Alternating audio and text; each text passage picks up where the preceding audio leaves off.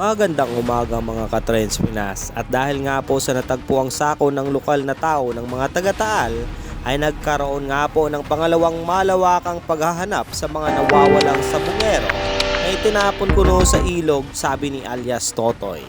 At dahil dyan mga idol ay meron pong 30 PCG divers na nagsasalitan sa paghahanap ng mga nawawalang sabungero. Panoorin natin ang kanilang search operation sa ilalim ng dagat.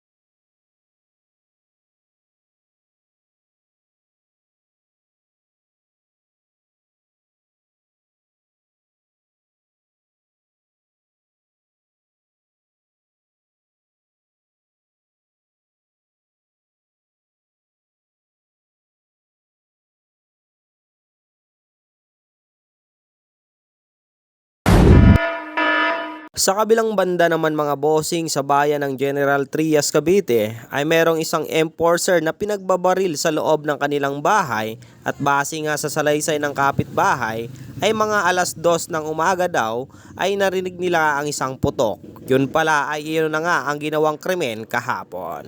Ayon naman sa salaysay ng kasamahan ng pumanaw na enforcer ay baka nga daw merong naging kaalitan ito sa kanilang trabaho sa pagsita sa morterista sa kalsada. Nakahiga na ako noon, then nanonood ako ng isang balabas, and then bigla na lang nagkahulan yung mga aso, tas umalingaw yung putok na dalawa na mga siguro around 2:18 AM. Kala ko bato lang, kaya hinayaan ko na, hindi ko na yun. Tapos nagising na lang ako nung umaga na yun nga, yung kapitbahay ko nga na nabaril na. Ayon sa Mga 6 AM po, may naglilinis po dun sa kapitbahay po nung na may binaril na tao po.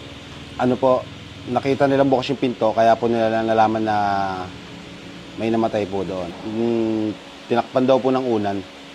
Dugaan po nakahiga po sa kutsyon. Sa mukha po yung tama ng bala. aniya, mag-isang naninirahan ng biktima sa kanyang bahay.